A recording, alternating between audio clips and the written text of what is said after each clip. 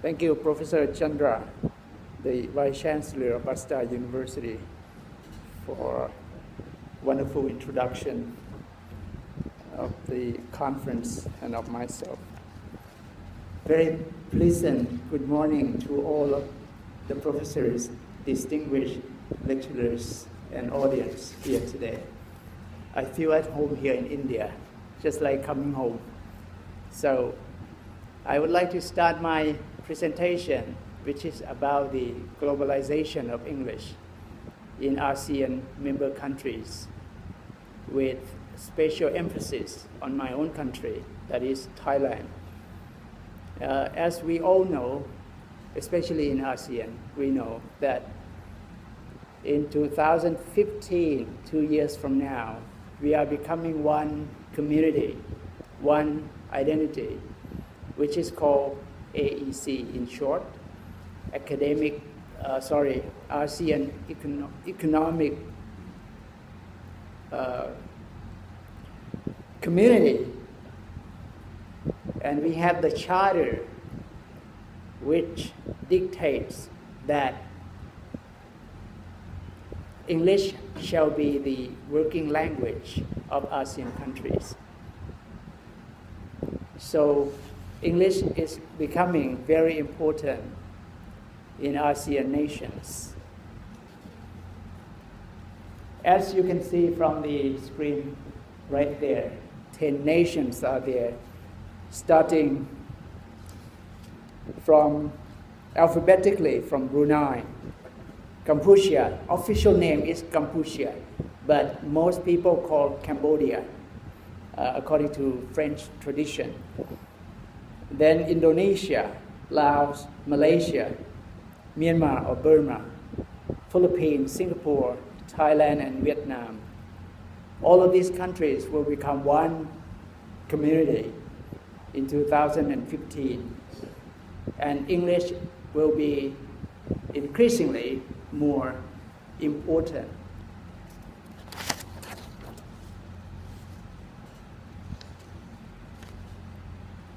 The importance of ASEAN attaches to English can be seen in the region's educational curricula. All member states of ASEAN are paying increasing importance to English.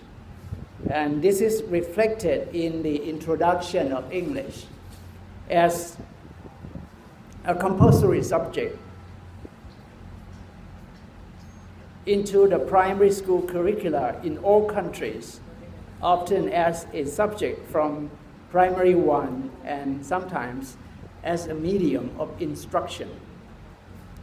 Indonesia is the only one of the 10 countries which does not have English as a core subject in the primary school curricula.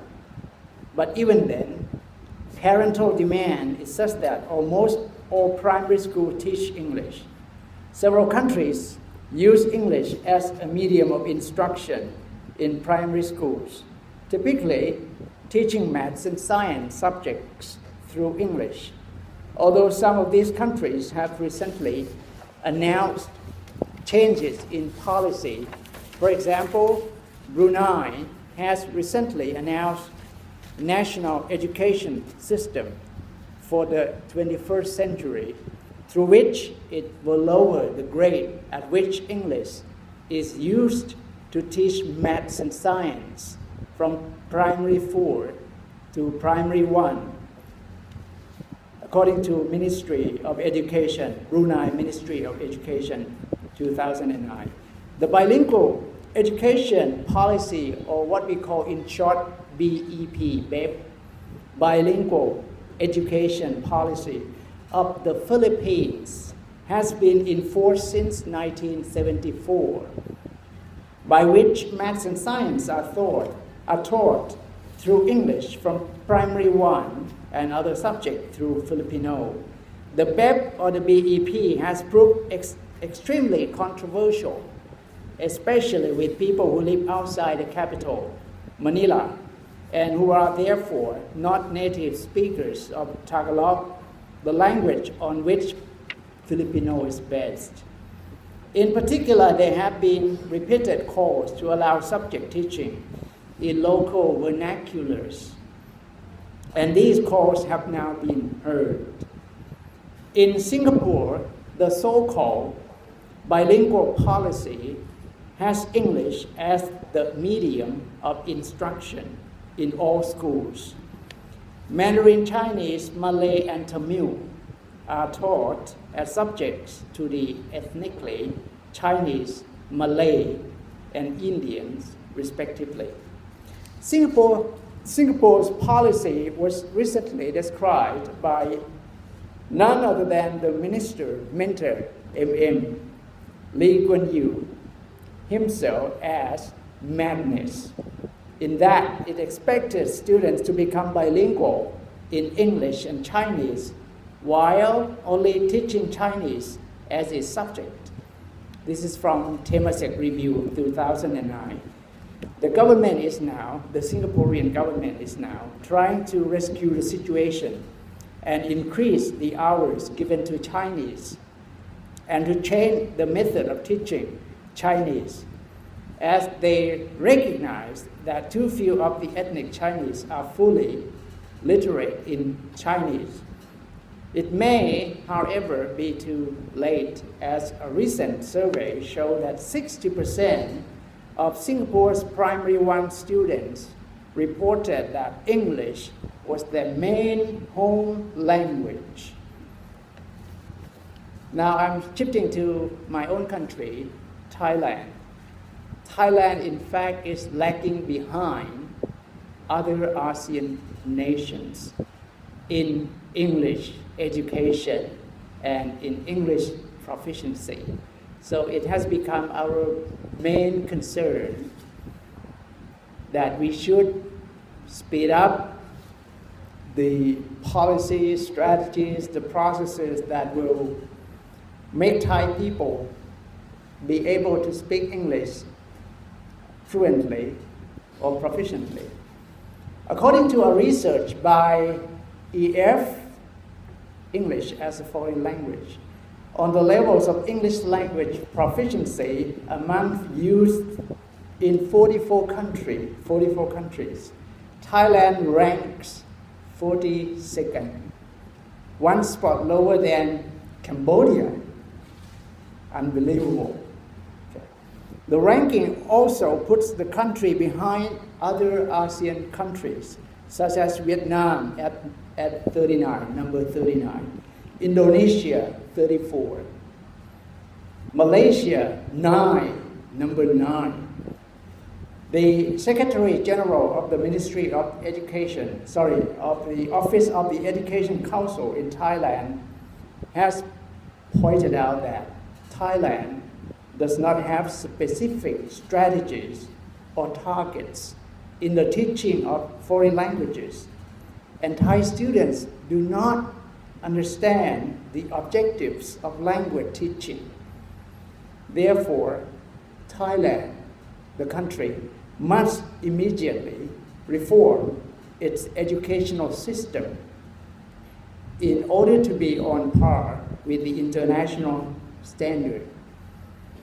In addition, with the ASEAN Economic Community being established in 2015, Thailand will need to make all officials communications in both Thai and English.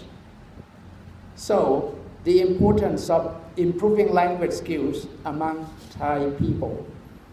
Education Minister Jaturon Sang, the current one, has ordered officials to look into the World Economic Forum's report, which ranked Thai education bottom out of 8 ASEAN countries surveyed, except Laos and Cambodia.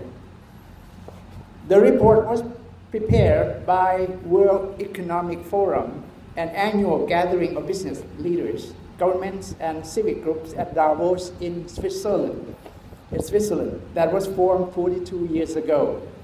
Among the 10 ASEAN countries, Singapore, Malaysia, and Brunei Darussalam take the top 3 spots. respectively, while Cambodia comes in 6th and Vietnam 7th, followed by Thailand 8th. However, Myanmar and Laos were not included in the survey. So Thailand ranked in the bottom. Now talking about Thai TOEFL performance. On the 2010 test of English as a foreign language, or TOEFL in Thailand, Thailand ranked 116 out of 163. No one is scrolling that for me. Can you do that? Thank you. Just go to the table one about TOEFL. Going up. Okay. And stop there, I think. Should be there, somewhere there, yes. Please stop there. So Thai internet-based total scores better than those of Cambodia and Laos. A point or two above Vietnam and Myanmar, but trailing behind Indonesia, Nepal, Bhutan, Bangladesh, China, and Taiwan, and was left in the dust by Malaysia, the Philippines, and Singapore, as we can see from the table 1 over there. India is also there. India scored the highest, 92, higher than the standard score, okay, 92.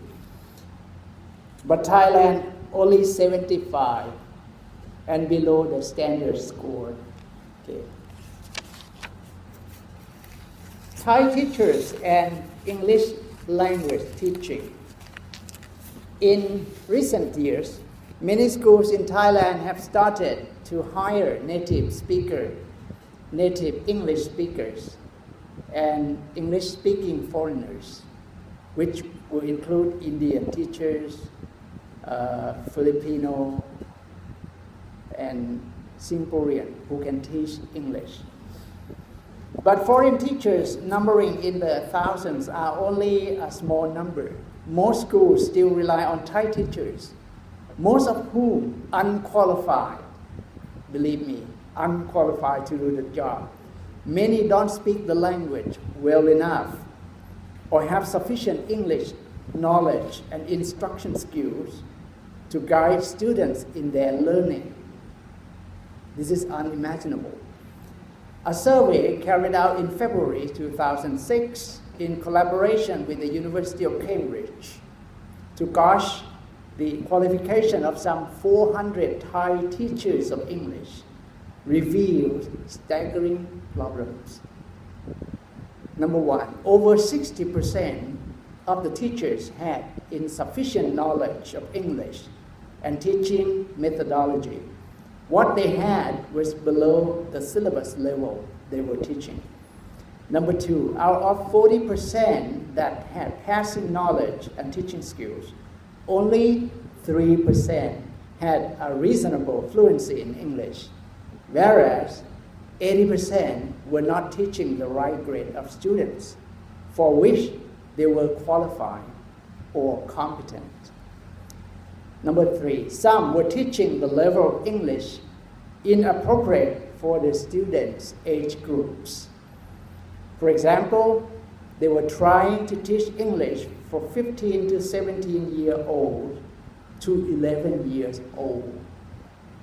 My God, we can imagine that. Number four, there were huge disparities in English proficiency among teachers and students across schools. Across the nation, I can say that. For example, in a group of over 40 schools representing nearly 80,000 students in primary and secondary education, some primary school pupils in some schools score higher in some random tests than the teachers in other schools. Presently, Thailand has the National Institute of Educational Testing Services, called NIETS, to help hone Thai teacher skills. But given the service, the NIETS service,